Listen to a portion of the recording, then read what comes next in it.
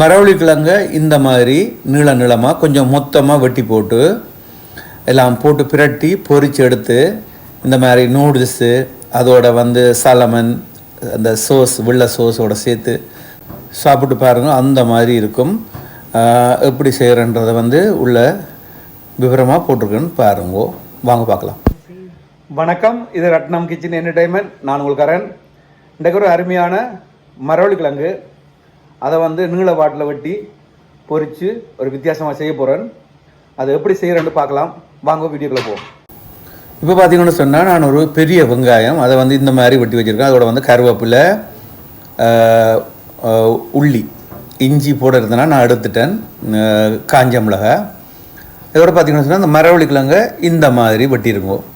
இந்த சைஸில் வெட்டி எடுத்துட்டு அதுக்கு பார்த்தீங்கன்னு சொன்னால் சின்ன தேக்கரண்டியால் ஒரு அரைக்கரண்டி மஞ்சத்தூள், பெரிய மேசக்கரண்டியால் அரைக்கரண்டி மிளகாத்தூள்,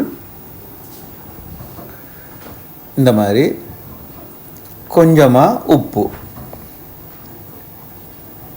அதையும் போட்டு இப்போ மூண்டையும் போட்டுட்டு இதை வடிவாக கலந்துருவோம். நான் இந்த மாதிரி செய்கிறேன். இந்த மாதிரி செய்துட்டு அப்புறம் கையால் ஒருக்கா கலந்து விடுங்கோ. அது ஒரு 10 நிமிஷம் ஊறட்டும். இப்போ பார்த்தீங்கன்னா பக்கத்தில் எண்ணெய் வச்சாச்சு. எண்ணெய் நல்லா கொதிச்சிருச்சு. இப்போ 10 நிமிஷம் ஆச்சு. நான் இப்போ இதை பொரிச்சு எடுக்க போகிறேன். பொரிச்சு எடுக்கிறேன்னு சொன்னால் ஒரு 75% பொரிஞ்சால் காணும். ஆக பொரிகிற மாதிரி இருக்கக்கூடாது. அப்போ தான் அந்த வாய்க்கு நல்ல பதமாக இருக்கும், சாப்பிடவும் நல்லா இருக்கும். அப்புறம் எல்லாம் தாளித்து போடைக்கலாம் நல்லா இருக்கும்.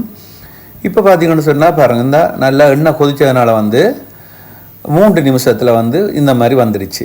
சரியா, 3-3.5 நிமிஷம். இப்போ இந்த மாதிரி பொரித்து எடுத்தாச்சு பாருங்க. இந்த அளவில் பொரித்து எடுக்க நல்லா இருக்கும். இது இடையில போட்டிருக்கிறேன்னு இந்த மாதிரி வரும். கடைசியில் செய்து எடுக்கல இந்த மாதிரி வரும். இப்போ பார்த்தீங்கன்னு சொன்னால் மறுபடியும் பக்கத்தில் எண்ணெய் வச்சுருக்கேன். நான் எண்ணெய் சட்டி வச்சுட்டு அதில் நல்ல எண்ணெய் விட்டுருக்குறேன். மேசக்கரண்டி ஒரு கரண்டி நல்லெண்ணெய் விட்டுட்டு கொஞ்சோண்டு பெருஞ்சீரகம், ஒரு 4 காஞ்ச மிளகாய் கொஞ்சம் லேசாக எண்ணெயில் வதங்கட்டும். எண்ணெய் அடுப்பை கொஞ்சம் குறைச்சி விடுங்கோ. இப்போ கருவேப்பிலையும் போட்டோன்னே அந்த கருவேப்பிலையும் கொஞ்சம் பொரிஞ்சு வரைக்கில் புறம் பார்த்திங்கன்னா பூண்டு, இந்த பூண்டை போட்டுட்டு அதையும் வடிவாக எல்லாம் சேர்கிற மாதிரி இப்படி வதக்கி போட்டு அப்போ கொஞ்சம் முரண்டு வந்துடும். அப்புறம் இந்த வெட்டி வச்ச வெங்காயம் இந்த மாதிரி வெட்டிட்டு போட்டால் இந்த வெங்காயத்தை கன நேரம் வேகப்பட தேவையில்லை. அதே வெங்காயத்தையும் அதோட சேர்த்து எடுத்து சாப்பிட நல்லாயிருக்கும். இப்போ ஒரு கொஞ்சம் உப்பு போடுவோம் வெங்காயத்தோடு சேர்த்து. என் ஏற்கனவே மரவள்ளி கிழங்குலையும் உப்பு போட்டிருக்கனால நிறைய தேவையில்லை, ஓரளவு போட்டால் காணும். போட்டுட்டு சின்ன கரண்டியால் ஒரு 1/4 கரண்டி மஞ்சத்தூள், இதால் ஒரு கரண்டி சின்ன கரண்டியால் 1 கரண்டி மிளகுத்தூள், 1 கரண்டி சீரகத்தூள். மிளகுத்தூளும் சீரகத்தூளும் வறுத்த சீரகத்தூள். அது நல்லா இருக்கும், அந்த வாசம் நல்லா வரும். அதனால தான் இந்த மாதிரி போட்டுட்டு பாருங்கள் இந்த மாதிரி இருக்குது. இப்போ பொரித்து வச்ச மரவள்ளி கிழங்கு இதில் போடுவோம். போட்டுட்டு எல்லாத்தையும் சேர்கிற மாதிரி கிளறுவோம். அடுப்பை மிதமான சூட்டில் விட்டுட்டு செய்யுங்கோ, அருமையாக இருக்கும். இந்த மாதிரி கிளறி போட்டு எடுத்தாலே போதும், நல்லா இருக்கும். இந்த மாதிரி இப்போ இவ்வளோதான், இதுக்கு மேலே ஒரு வேலையும் இல்லை. ஒரு நிமிஷத்தில் இது முடிஞ்சிடும். கிளறி போட்டு இப்போ மாற்றிடுவோம். பாருங்கள், இப்படி சட்டியில் எடுத்து சாப்பிட வேண்டியதான். இதோட பார்த்தீங்கன்னு சொன்னால் நான் நூடுல்ஸ் அதுவும் வெள்ளை சோஸும் சாலமனும் வச்சு சாப்பிட போகிறோம்.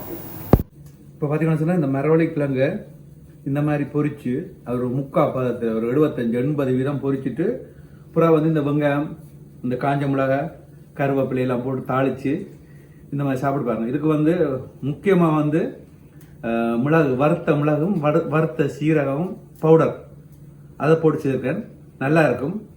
இதோட வச்சு கொஞ்சம் நூடுல்ஸ் அந்த மாதிரி, அதுவும் ஒரு சாலமன் மீன் ஒரு பீஸ் வச்சு சாப்பிடல பீஸ் வச்சு சாப்பிடல நல்லா இருக்கும். அந்த ஆக முருவாமல் அளவான பதமாக இருக்கணும். இங்கே பாருங்கள், உள்ளுக்குள்ள அப்படியே இருக்குது, அருமையாக இருக்கும். செய்து பாருங்க, ஈஸியாக செய்யக்கூடியது, நல்ல டேஸ்ட்டாக இருக்கும். பிடிச்சிருந்தா லைக் பண்ணுங்க, ஷேர் பண்ணுங்க, சப்ஸ்கிரைப் பண்ணுங்க. இப்போவே சாப்பிட முடிச்சிடலாம்ல இருக்குது. நன்றி, பாய்.